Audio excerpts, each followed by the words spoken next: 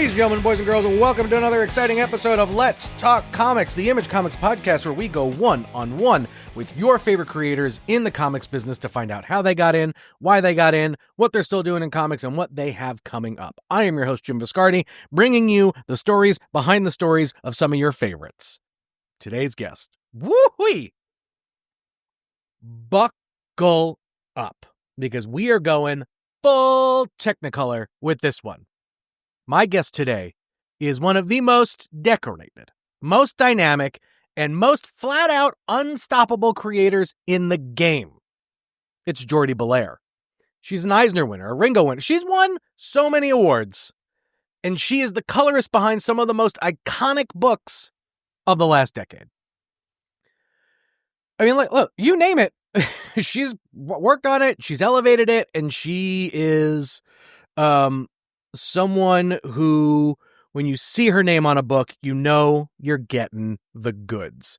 She's also written before. Her book, Redlands, was one that, kind of pushed the boundaries on horror a little bit. And so, and then what we set up to talk about is today, September 17th.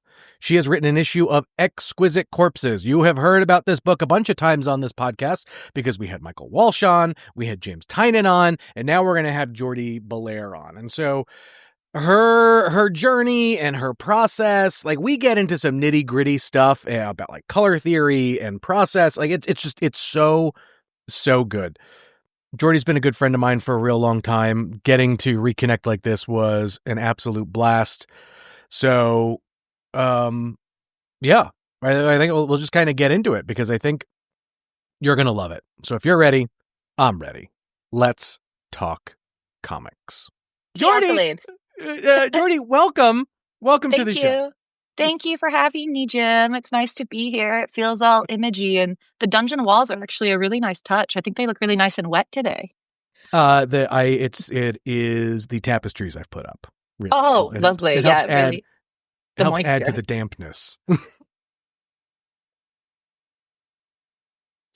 Jordie, I think one of the things that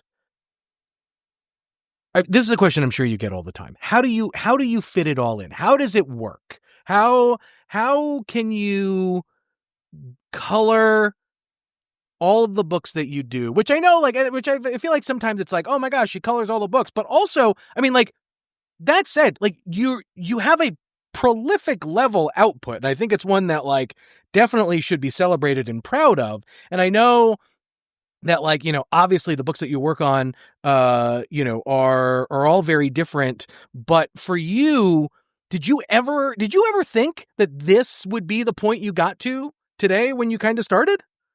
Oh my gosh, no. I felt I don't know what I thought the day when I first started, because I started back with Boom, with, Boom alumni Eric Hartburn, now over at Tiny Onion on Image. And we've actually had this conversation full circle about how we started on things like Hellraiser and James Wan's Malignant Man. Mm-hmm. And when I started coloring those books, I think I was really doing it to exercise my understanding of Photoshop, to try to be an actual colorist, because at that point I basically had no digital experience. Thank you at the time, editors at Boom 2011, for taking that risk out on me. But yeah, I think just ever since, I think I'm just honestly I'm tickled, Jim. I don't know. I think it's that I got in there and I was able to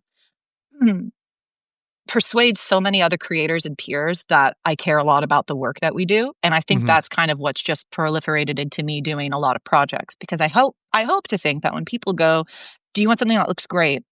There are obviously another 20 great colorists out there they could easily hire to make something look great. But maybe when it's, coming down to who can we really collaborate and get in the mud with, and who's going to be excited to try different things that they haven't maybe done before, let's call Jordie.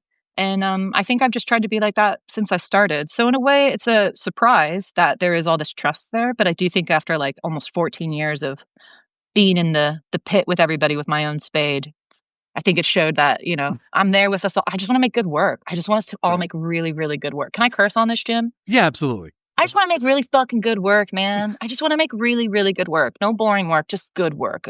Awesome work, long-lasting work, Okay, so to get to what we're going to talk about later in this show today, some of the more present stuff you're working on, more explicitly Exquisite Corpses, we have to start at the beginning. Is there an alternate timeline where Jordie became a pharmacist or something Oh God, somewhere, or no. I was have been no, please no. I have been please, please, please no. Those guys look so unhappy in my Walgreens whenever I go in there.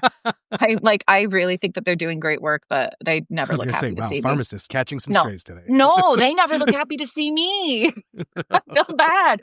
But no, I or anybody. That's why they have that class up there to protect us, protect them from us.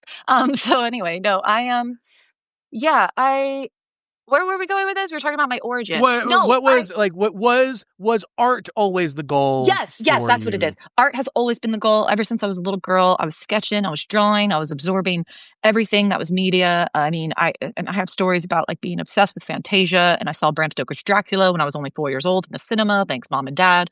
So it's like I think I've just been having so much art pushed into my frontal lobe that I think I was always bound to be an artist. Definitely not a pharmacist, no shade. But I think what in an alternate timeline, I really wish I'd kept drawing, Jim. Mm. When I had just graduated college in 2010, uni, I should say, art uni at Ringling School of Art and Design. Before they made it college, I wanted to go from school because it sounds fancier somehow. But anyway, private universities are still expensive and it's crazy. But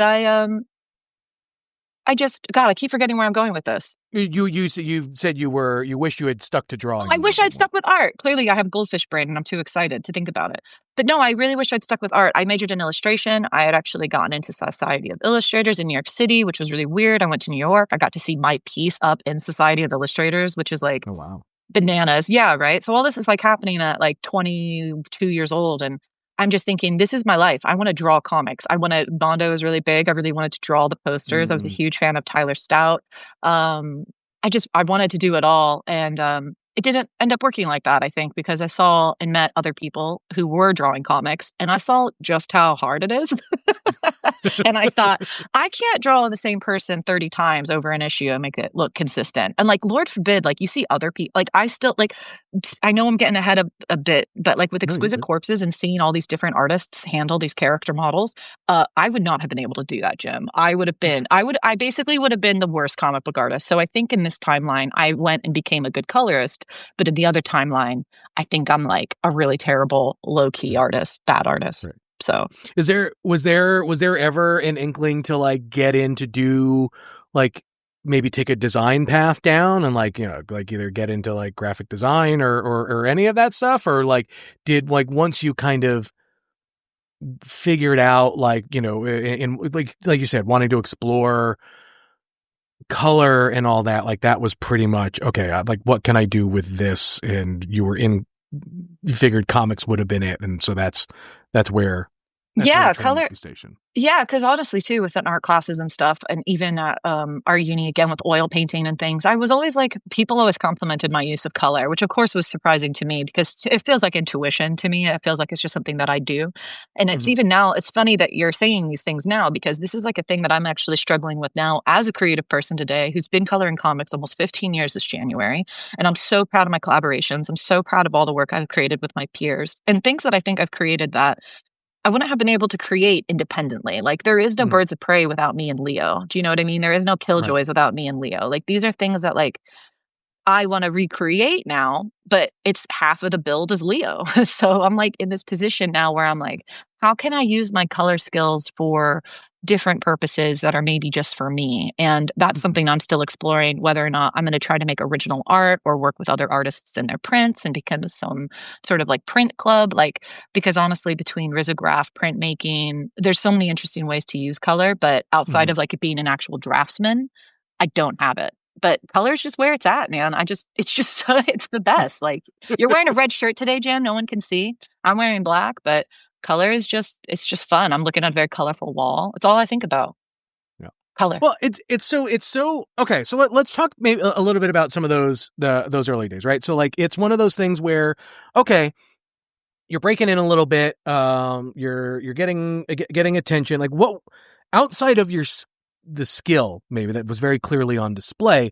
What are some of the other aspects of Jordie that you think Oh were God. landing you some of those jobs, landing you the jobs um that you got? And initially, and then for you though, right? Because like you started the Boom thing, but you very quickly jumped into like some of the Marvel and DC stuff, and like for a lot of folks that takes a little bit longer, but for you it Yeah. was a I little think it's faster. And again, like, was it like, oh, it was very scary. I was very terrified all the time. Never felt like I was going to make it or be good enough, and constantly terrified I'm going to be fired. I'm still terrified all the time I'm going to be fired, because I'm always doing things that, it's the are out of the millennial in norm. us, Or Jordie. what'd you say, babe? It's the millennial in us. Oh, that's true. The fear, the imposter syndrome is always there.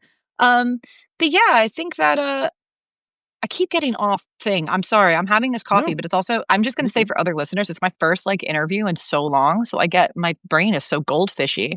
We were talking about the So what was it like basically, or like what were Oh, how some of did the I other get in? Eager skills for you? beaverness. I was just an eager Yeah, beaver, Jim, at the end of the day. yeah. Sorry again to the listeners. I was just an eager beaver. I just had to I wanted to learn everything. And I think wanting to master things is like, and Matt Wilson told me it's the hours you put in the chair. It's not like who you are. Like I took all these things really, really seriously. And there was a time where Dave McCaig had a shout out, love Dave McCaig, who also recently convinced me not to quit comics like 2 or 3 years ago when I was going through some stuff at home. And I was like, Dave, am I even worth it? And he was like, you're worth it and more. So it's like, I really appreciate comic book people just supporting me and being good peers and being kind. But yeah, I think I was just really excited to learn. And excitement, I think, is half the battle. Like you got to be engaged. You got to want to make this work because it's not always going to be um I paying. It's not even always going to pay. I still do free projects now. Some people might be surprised to know that there are a few books that I color for a lot less than my rate or no rate at all, and it's because I do it for the love of the game. So I think that's what got me into Marvel and DC was there was a really absolute love for the game. And earlier, like I mentioned about getting my hands dirty, I think people like Tom Fowler and Emma Rios, these are collaborators that I was working with at Marvel on season 1 Hulk and season 1 Doctor Strange. Mm. And I didn't know anything. I didn't know hardly my ass from my elbow when it came into Photoshop shit. I was really, really trying, but I think everyone saw that potential and everyone saw how it wasn't just like a wasted potential, like I'm just going to do my best, but everyone was like offering me help and I was Mhm. excited to take it. So I would say be excited to take help. And if, as long as obviously it's always polite and respectful and be excited to learn. And that's kind of Was what got me here today. was there ever a moment for you that you felt maybe after you had finished something or a project that like the light bulb goes off and you for yourself feel like you leveled up? Fuck yes, all the time. Like, and not all the time. Like, I would honestly say over the last 10 years, there's kind of been a drought. And I remember seeing Matt Wilson again talk about this. Like, I feel like I leveled up. And I remember thinking, I can't wait for that day. When's that going to happen for me? And, I was like coloring pretty deadly and things. But again, I think a lot of this comes with studying intentionality. Like, when you sit down and this is for anyone who I guess is also interested in anything creative, when you sit down to Yeah. like do something creative, 10 to 6 or whatever your schedule is, and you know that you're just going A to B, whatever. But I would actually encourage some people to sit down and go A to Z and like try to create a challenge for yourself. And that challenge is going to be where the hard stuff is and the uncomfortable stuff is and the self-doubt comes from. But I always find that if you can make it through that challenge you've given yourself by the end, the reward and the learning through the failure is a lot of where that growth does come from. So I do think that I've had light bulb moments like that. Mhm. Specifically, anytime I've worked with Mahmoud Azar, Dan Mm. Mora, I found very hard working with Dan and Mahmoud only because I have such stars in my eyes for these men. Like you have, as like an illustrator, that's also the other thing is that I think my root always comes from a place of like being obsessed with art. Like I am obsessed with art. I own a lot of Mhm. art. I love art. So when I get really good art, I think maybe some colorists are able to go, yay, I have great art. I'm going to color and it's going to look great. I'm professional. Everything's going to be in on time. But people send me art and I look at it and I become paralyzed because it's so good. And I don't know what I'm meant to do to make it better or to make it like not better, you know what I mean? Like out there Mm. on a page. Sometimes Hayden Sherman sends me his things for their things for Wonder Woman. And all I can think is like, when are we going to publish this book in black and white? Because Mm. like this is amazing. And I feel very grateful I'm able to get in there with color. But it also, can I say one more thing too? Trust Yeah. is a big way to growth. Trust is a big Uh, way to growth. You heard it from me, folks. Trust is a big way to growth.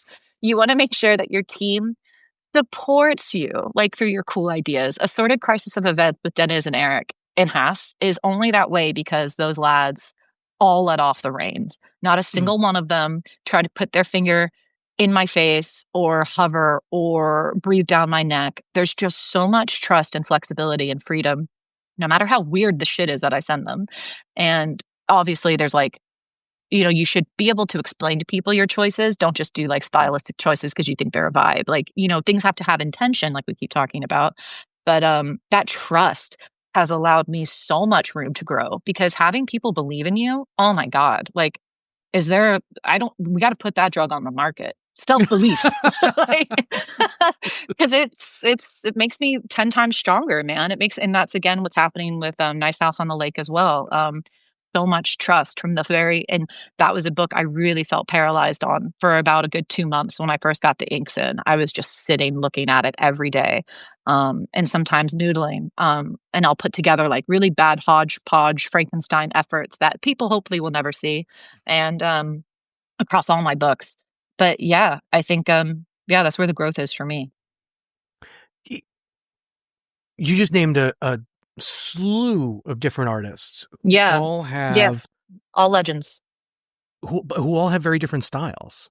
And like, Oh, I think, yeah. and so how do you begin to approach, right, like working with someone, and with all these different styles, but still letting their art like shine, but also also making sure that yours also makes the statement. And so like is there, I don't know that is there like a secret weapon, but like for you, I would love to know, like hear a little bit more on what that process is like, because when you're working on with so many different artists Again, and styles. that's a really, again, an interesting question, and it might fall down into intuition a little bit. It's funny to Mm-hmm. hear that you think they're all very different because some of those artists were quite different, but for me in my brain, I'm able to like Vanessa Del Rey, I color her differently than for sure I would color Dan Mora. But like Vanessa Del Rey and Gabriel Walta, there's like if you gave me like a 40-page issue and it was 20 pages by both of them, I think I could make that balanced in my brain. And maybe that Mm-hmm. sounds weird. Like Dan Mora doing 10 pages and Ryan Sook doing 10 pages. Again, different, very different. But I would say Sure. there's like a good 20% gauge there where they're separate. Everything else, like the other 80 for me, and maybe not. I don't know. I think sometimes too, I sit down and a way that I've like Claire Rose, actually a big one I think about. I've been coloring Claire on all these little short stories that we're doing right now with Oni, and I'm very excited to see them all come out into print. They're slowly coming out. And every time I get one, I try to color Claire different. And I think even though I'm intending to color different, it might not look different. But for me, it satisfies this curiosity that I've had. So when I get that art in from this like plethora of artists, as discussed, the first thing I do is paralysis. I meet that part first for about 3 days to 3 weeks, depending on my process. And then after that, it's about absorbing the art that maybe they've colored themselves and absorbing art just in day to day. Like I live in Portland, so it's really beautiful out here with her like thrift shops and other art and art galleries. And this is like the soaking up period that I think I've really tried to do over the last 2 years. I go out and I just pick up anything that looks like it's curious to me because I feel like I'm learning something. I don't know if this sounds really nerdy and silly, but or like over, appreciative of the world's offerings, but I find like a little independent comic book store that's got these like little risograph comics, and I'll just be staring at those and letting it absorb into my eyes. I'll go see a movie like Weapons, and that movie will absorb into my eyes. So by the time that I sit down to color, let's say the next issue of Absolute Wonder Woman next week by Matthias Bergarjara, Mm-hmm. amazing artist, thank you.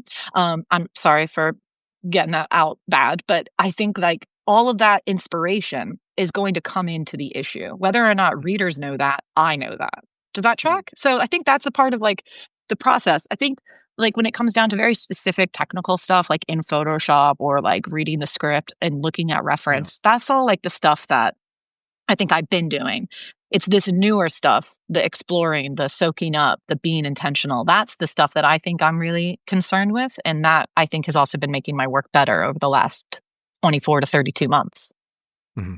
I love that. So when it comes to things like mood and atmosphere Mhm. and like in because like not only are you working with a bunch of different artists, right? But you're also coloring a bunch of books whose genres kind of spread, that have a wide spread there, right? And so, um, can you go a little bit into I'm going to back up a little bit, because one of the things that you mentioned movies, and one of the things that, this is going to be a deep cut that Do it. probably only you and I maybe remember, and maybe some diehard Jordie fans. Oh God. You had a Tumblr Oh, God, what, hey, nice 10 years palette. ago? Yeah. Yeah, where you would break down palettes of movie scenes and things like that, and it was a whole bunch of different stuff, animated movies, and Mm. so do you so I guess the question I'm trying to ask is when you're starting on a new project, not necessarily issue 3 or 4 of a book that you've already started, but something new. What does the color visual board, inspiration board kind of look like for you? That kind of okay, this is kind of what I want to do Mm. for this series. And so what goes into that process? That is such an interesting question, Jim. I think again, you're really having me sit and think about, I'm going back, thinking what I ate for food yesterday. It's I'm going back and thinking about the process. What did I do? I Well, opened but the even, I mean, fridge. but is that, or even say, is that process similar to what you do today? I Let's say think you're, honestly it is I think it's just very intuitive. I think sometimes it's really daunting. And again, I'm not just saying these things to I hope it doesn't come off name dropping. They're just my no, collaborators. They're just a bunch of dorks like me. But when I work with Aaron Campbell, right now him and I are working on a secret project that's not yet been announced, and I'm very excited about it. But let's just say Aaron Campbell's greatest asset is drawing 100 characters on a page. Good for you, Aaron. It's terrible for me, your colorist. But when I'm in there looking at all these people, sometimes I'll again, that paralysis will hit me and I'll just be like fuck, and I'll just cover the whole thing in, let's say, a color like blue or green, and I'll just sit there and I'll see all the line art on this color, and I'll be like, all right, I'm going to start painting out from this color, and I'll just Mhm. build up from a green or from a, and that sometimes is how I'll figure out the look. Or Mm. I don't know. It's a really tricky intuitive thing, and I wish I had more of a system to explain it. But I think at this point, because of what comics can be like too, in terms of scheduling, a lot of Mhm. this beast I've had to wrangle with under the gun. So I think a lot of these choices and decisions that I make, they're happening way more. What's the word I'm thinking? As an extension of self than, Right. again, intuition. I guess I'm just explaining intuition again. Right. Okay. But But I have to admit, but your approach though, even comparing different artists, right? But your approach for G.I. Joe is going oh, to be I love different than GI your Joe. approach for Exquisite Corpses. Touche.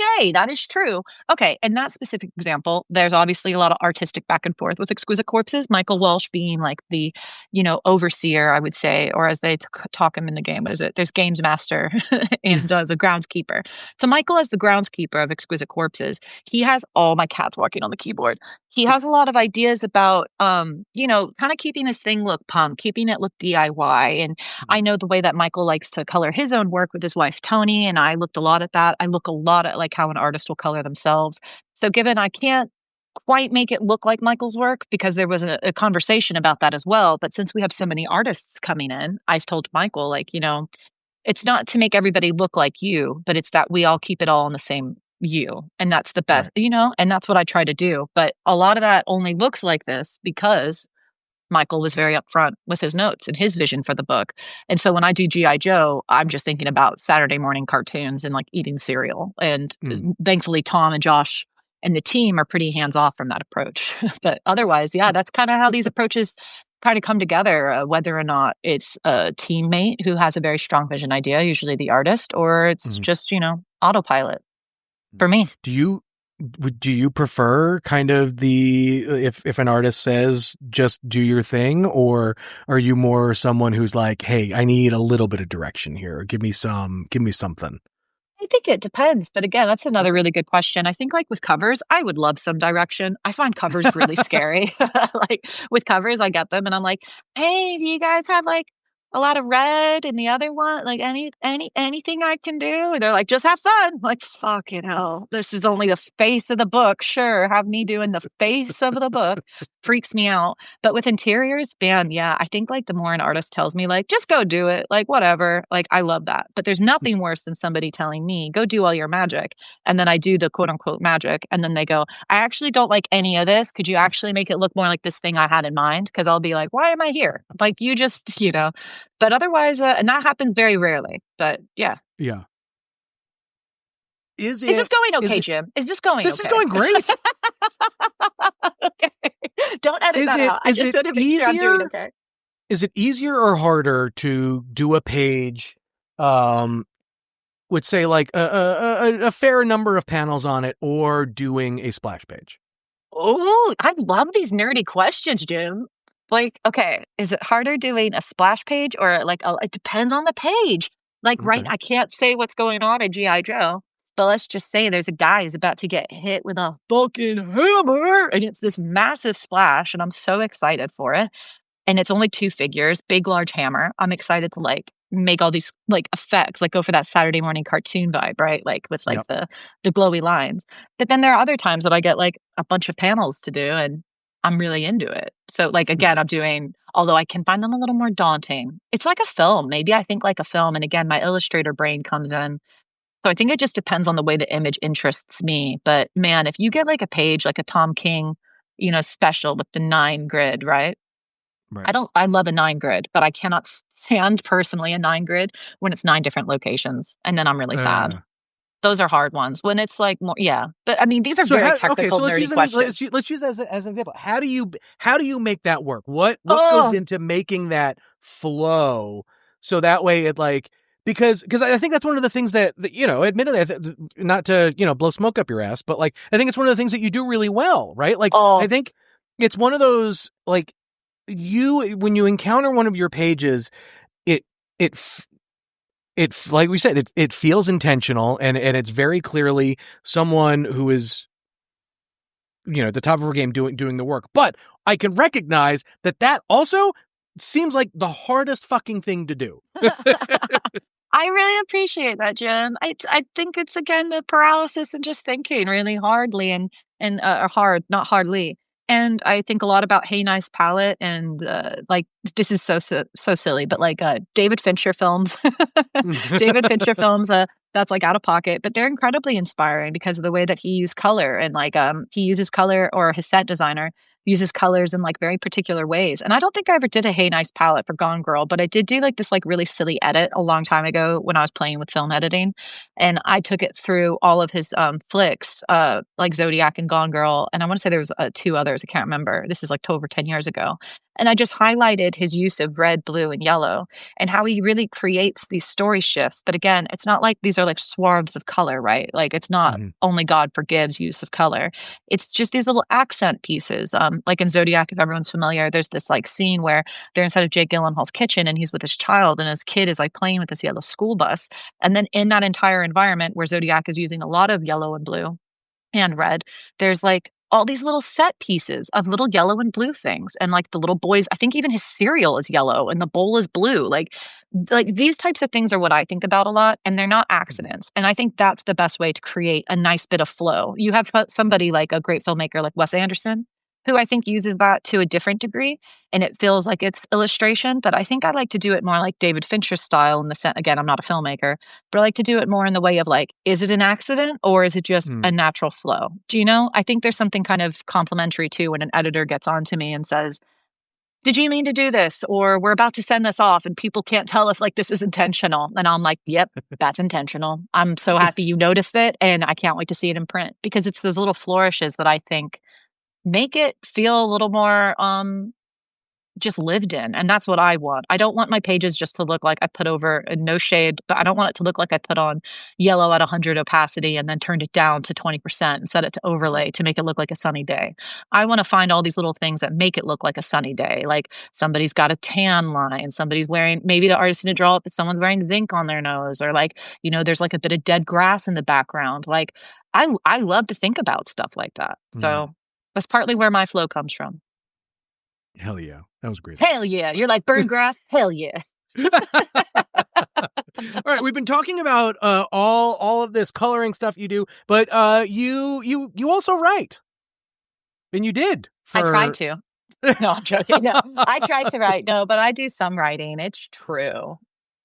Walk me through the beginnings parts of Redlands and why that had to happen at the time that it did, Oh, and what that meant for you as a creative trying to figure out and flex new muscles.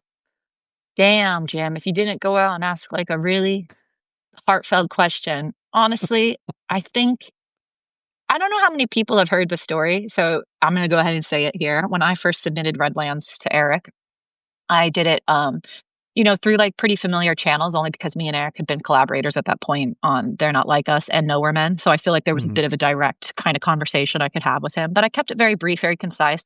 Hi, Eric. Here's my pitch with Vanessa Del Rey on Redlands. Thank you for your consideration. And attached was, this one sheet thing that explained our thing, and it had the script and it had Vanessa's pages. Everyone's pitches can look different and be different. Eric wrote back and said, I don't like it. And I sat there really upset. And then 3 seconds later, the jokester, trickster god Eric can be emailed me saying, I love it. And I was like, fucking right. So the validation was immense, obviously, right? He took me on that Right. emotional roller coaster, which I love him for, but within moments, fucking asshole. I love him so much. But it felt very validating to see that not only did Eric believe in me as a colorist and that he was excited to see me write, but that when he saw my very early days ideas and my pitch. In the first pitch that we did do, the first script actually ended up being issue 2 of Redlands, and everything is pretty much as it was. Like not too much has changed, and I just the arc of the story did change quite a bit, but I just appreciate that Eric was very validating and very kind. And then obviously I had all my other editorial friends being really supportive and kind of me and getting into writing. Brittany Holzher from DC, Chris Conroy, who let me do like a bit of Harley Quinn, which was really nice. Just like these little bits and bobs. I think I get a little too scared still. After Redlands came out, I did have a few editors get on to me. Hey, what do you want to pitch? And at the time I thought, it was an interesting way to see how the ladder kind of works. Like once you're kind of published somewhere, and maybe if you have some kind of name recognition, even a little bit like mine, I think like people are kind of eager to hear your pitches and see if they can build something that they can sell. But I think for me, I just was like, I think this is the only idea I have right now. And now it's been almost 10 years. Redland's going to be 2027. And we're actually in the stages of getting everything back up and running. And I'm very excited. But I think that the hiatus has been long, but it was necessary. And I think I've only become a better writer. But I think that, where was I going to go with this? With Redlands and the books? Oh, yeah. Just the writing is hard, but it's good. And I can't remember where I was going, Jim. Okay, well, so but The point for that you, led to Beautiful Nowheres. but I think, but so for you though, like this, it was very clearly a conscious decision to do your own thing. Like this is and so like what, obviously like you had done, you then did some, you did Buffy for a little bit. I did do, yes. Right, but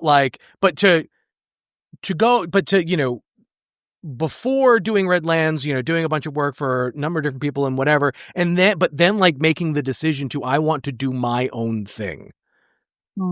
That's very interesting. Again, you're very good at questions, Jim. Sorry, I'm so bad at answering. No, it's a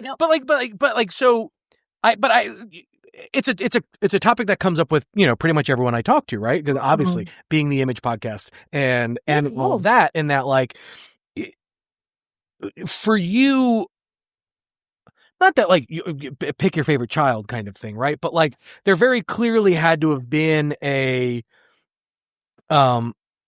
sense of ownership in the story that you wanted to tell to make to make that was yours. And so I'd love to just hear a little bit about that versus like trying to take that story and either fit it somewhere else or fit it for a different thing. Like, why did it only work for you? That is okay. I get it. And I love it now. Thank you so much for setting this up. I think at the time, what year was that? 2017.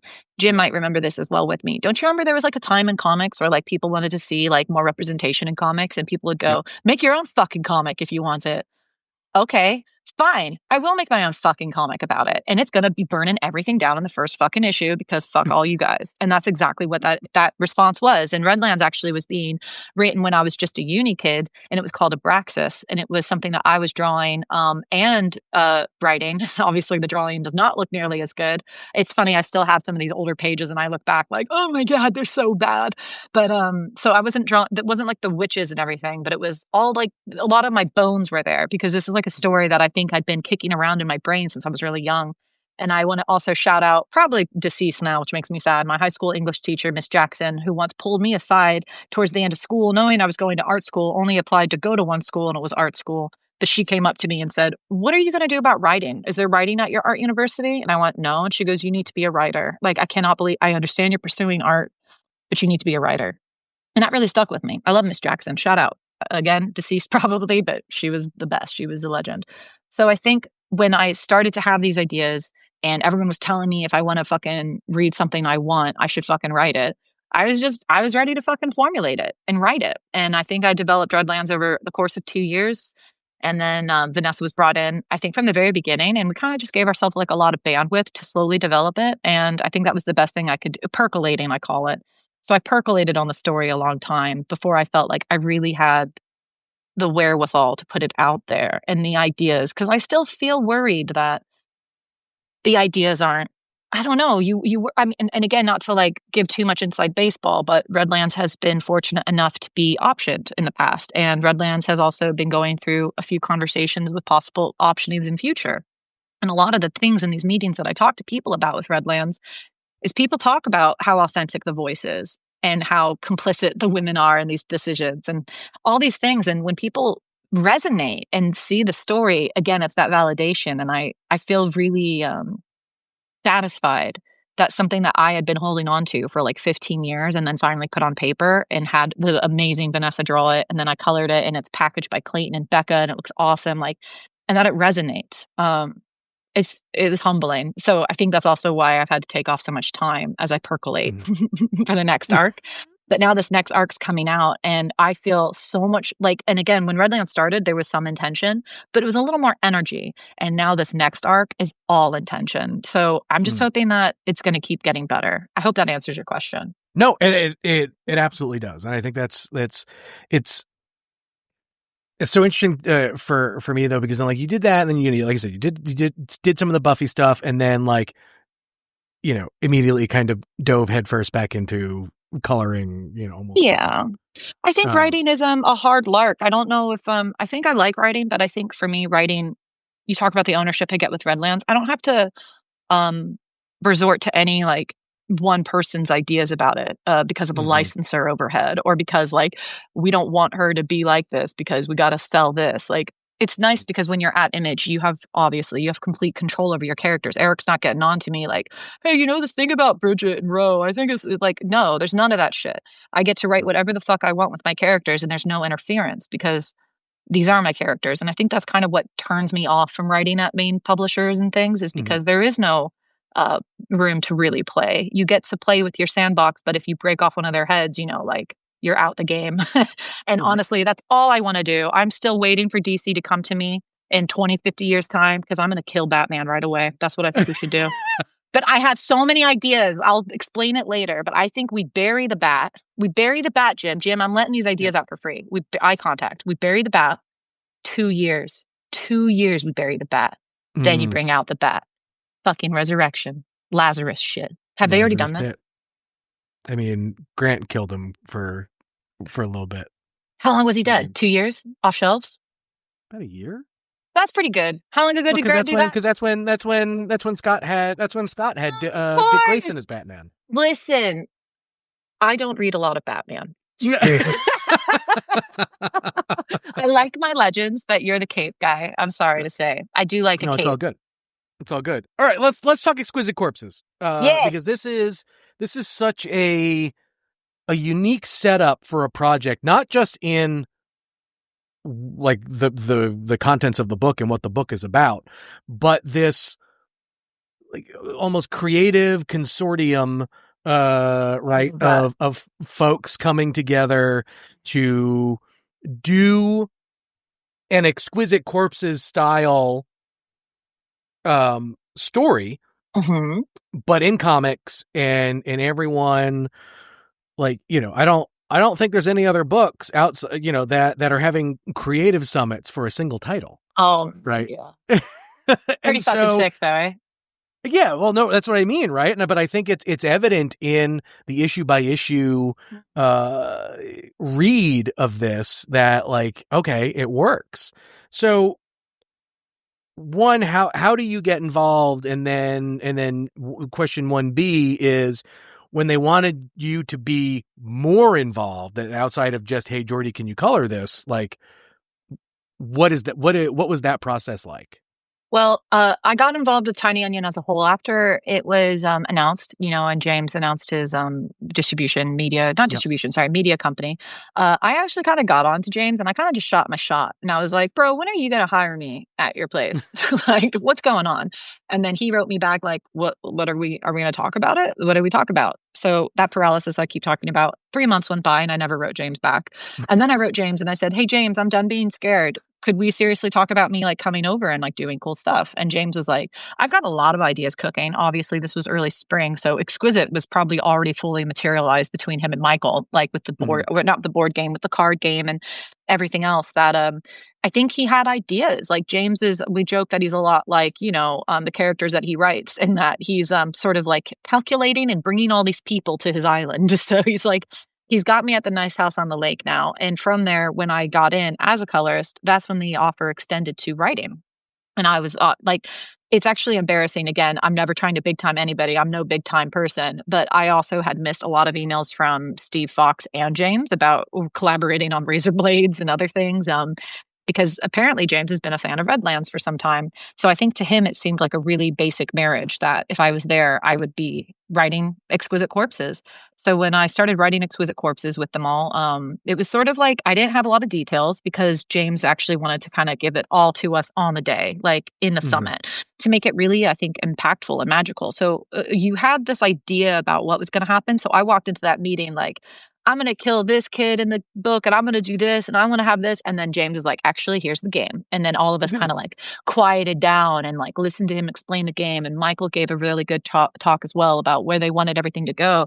And after that, I would say 7 hour, 6 hour days for 2 days, we broke the story wide open, all of us as writers and collaborators and peers and just jokesters. And it was really, really kick ass. Like I've never been in a writer's room proper before. And at the end, James actually said it's the best writer's room he's probably ever been in because everyone was so engaged and so supportive. There was no ego, which is something that at the time as well, I was talking a lot about removing, because if I wanted to write within Tiny Onion, I don't want to have any ego when I'm working with Tiny Onion, because this is just a group of people who want to make the best projects that we possibly can, right? So I think it's important to surrender ego at the door and just leave yourself open and willing to a really magnificent collaboration.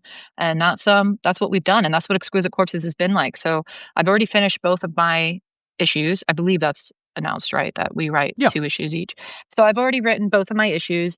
I learned a lot from it. I really did. And yeah, I'm sad that it's like I have no more writing to do for Exquisite for a minute. I keep trying to pitch my Layla origin story in time. Hopefully I get something to do with Layla, because I think Layla's just so cool, the fire starter of my issue. And I think Michael told me that he had thought about me when he designed her. So I'm a burned corpse person. That's totally cool in overalls. So yeah, that's Exquisite Corpses as a whole, as a writer. I love it though. It makes me want to write more. So you mentioned you felt like, that there were things that you learned from it. Can you give me 1 or 2 things that I helped Jordie? learned that,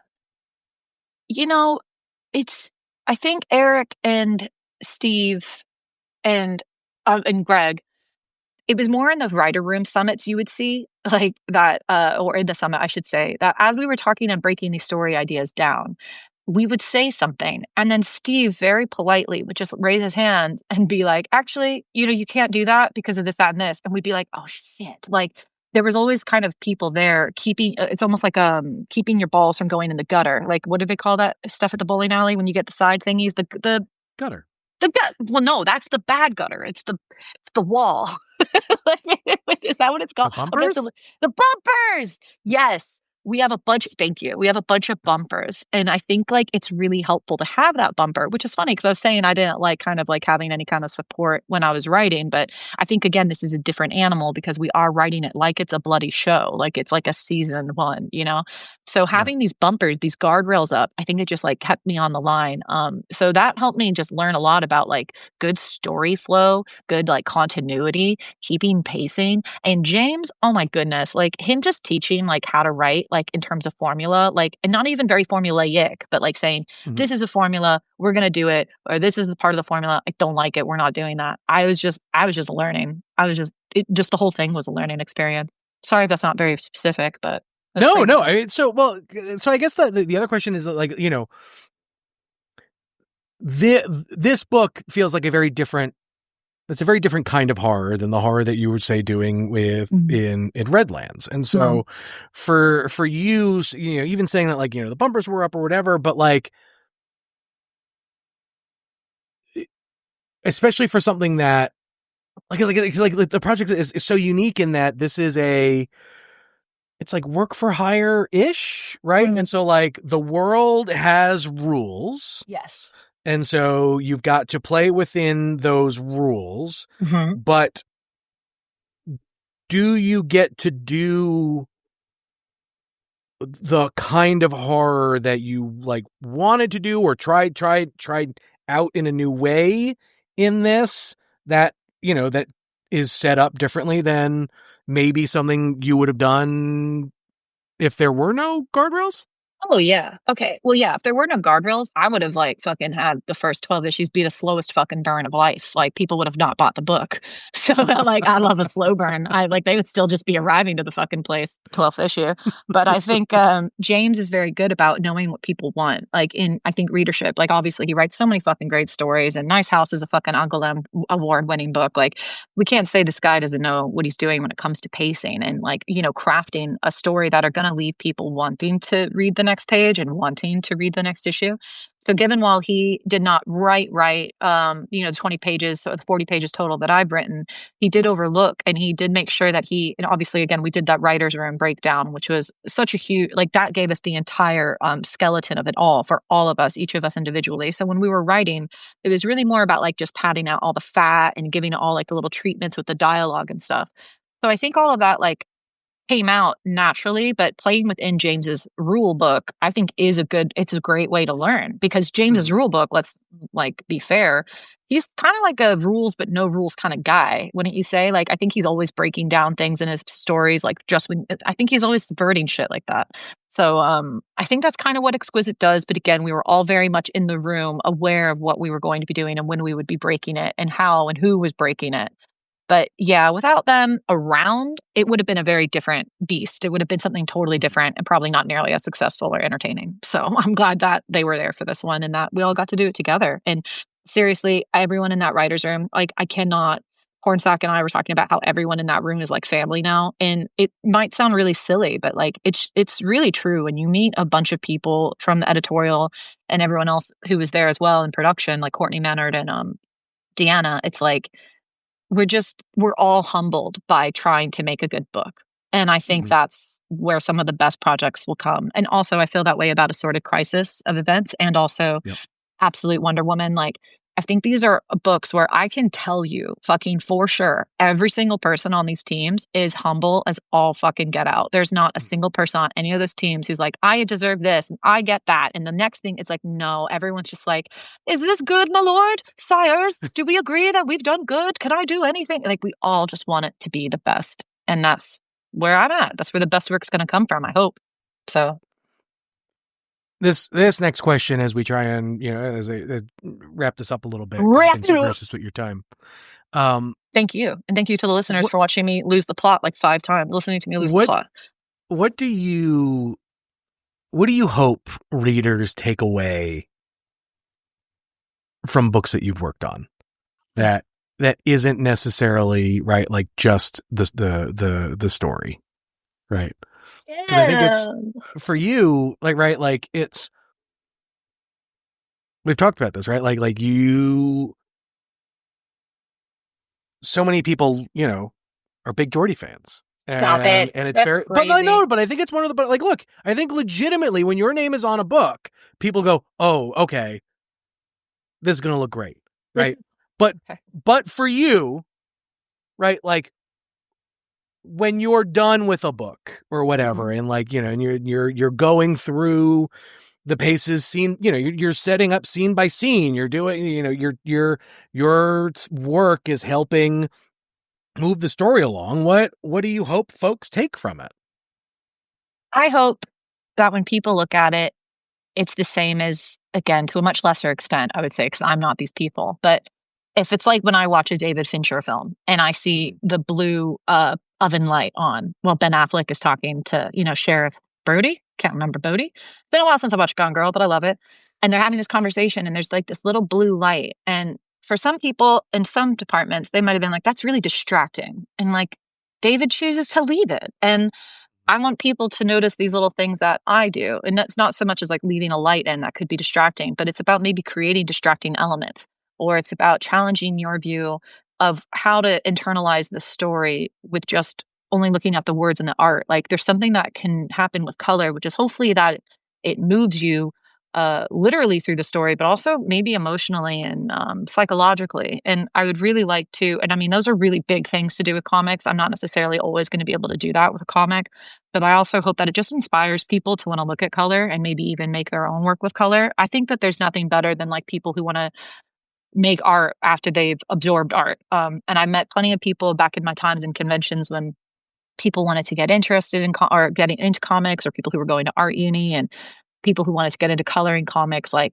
I just support all of it so much because I think that's a really excellent way to fuel your own creativity while giving back into like this community that makes things that we can all read and enjoy. And it all just creates this sort of like what's the word, self-fulfilling machine of like making new art, because I genuinely think art, what's the word I'm looking for? Artists love other art. Like, so it's just like this like big homogenous cycle that kind of sounds like it could get boring, but it's only fucking great if we're all just supporting each other. So if I'm making cool art, I hope it just makes other people want to make cool art. Does that make sense? Yeah, no, absolutely. What do you think is maybe one of the biggest misconceptions about what a colorist does? I don't love that it seems to people that I just take notes. I just take um direction from the Hmm. big man artist on a book, and the big white man tells me what to do as the little white lady on my little book. Like, I don't like that mindset. I think that's a very outdated mindset. And given in the 1950s, 40s, there was like a lot of top down from these artists, and I think probably a lot more control. But I am allowed to really spread my wings. And I think the best thing is that I think some people don't know where art ends and colors begin. And I think that's like, again, it reminds me of a sordid crisis of events where people have been, I've seen people saying, like, I want to know what parts are Eric's decisions. I want to know what parts are Jordie's or Hass's decisions. Or did Deniz write all this to happen? And I think it's better you sometimes don't know. And I think it's great Mm-hmm. to like give people full support for what their part is. But the fact that like me, Eric, and Hass aren't out there like trying to harp on about what belongs to us inside of the work Sure. is exactly what makes the work a cohesive piece, is that it's not about any just one of us. It's about all of us coming together. And I think that's a pretty big problem when people just think we're monkeys underneath the artist, because we all have so much input. And it also, I don't want to say names, but a while back, there was this person I was excited to collaborate with, and I had done Rocketeer with Chris Samney, and I really enjoyed that book. I was a huge fan of Chris, and I was obviously a big fan of Dave Stewart at the time too. I was still a pretty green colorist. I'd say this is maybe 2012, maybe 2013. I could be wrong. So I was definitely like taking from Dave in a way of like being very inspired, but I would never pour over at the same time while coloring. I'm not here to rip off. I'm here to like, be inspired by. And Sure. so I worked on Rocketeer and it was great. People liked it, yada, yada. Ages later, this collaborator I'm working with says like he keeps bringing this project up as if it's like the pinnacle of my greatness, which was kind of already a little bit like, what's the word? A slight. It felt like, why is this like Mm. I've already done so much others? And then he started to ask me really specific questions like, did Chris tell you to do this? Did Chris tell you to do that? Does this look like this because Chris said it? Is like, no. And you've just killed every fucking opportunity you've ever had to work with me because you will not believe in me. Like, you don't believe that I do this. And so I Mm. think maybe that, I guess I'm getting a little chip on my shoulder. I think it comes from that. It's this idea that I want people to believe that colorists are creative people too. Letterers are creative people too.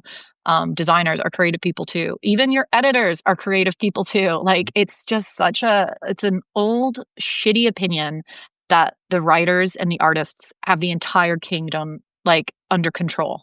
Because if that were the case, like, why do we have this entire, industry? Right. Like, Yeah. it takes a lot of moving parts to make a great piece of work. And I guess that's what I want people to acknowledge. It's not just about two people's name on the front of a book. It's fucking so much more. It's so much more than that.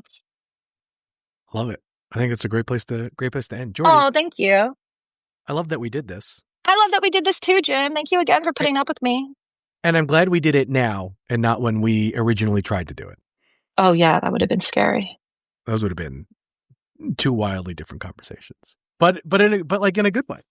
In a good way. I'm happy that we did it. And again, I really appreciate it. And are people still listening? Are we still recording? Yes, they're still listening. We're still. I just want to say, please keep an eye out on my next thing that I'm going to be doing with Vanessa. I'm very excited. It's Redlands.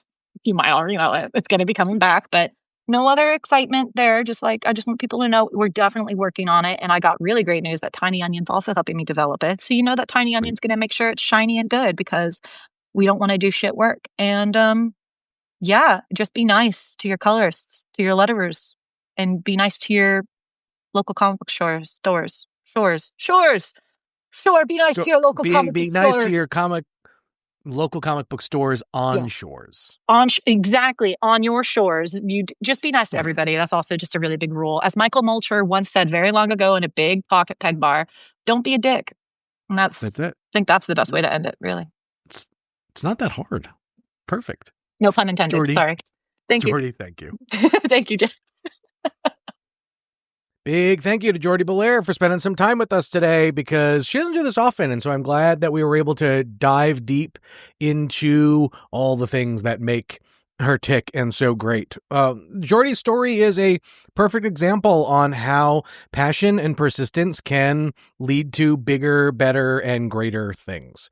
So if you loved this episode, even if you liked this episode, head on over to iTunes, leave a 5-star review, go to Spotify, 5-star rating, take a screenshot of what you're listening to right now and share it with us on social media. We love seeing that. So until next time, keep reading comics, because as long as you keep reading, we'll keep talking about them. Catch you later, folks.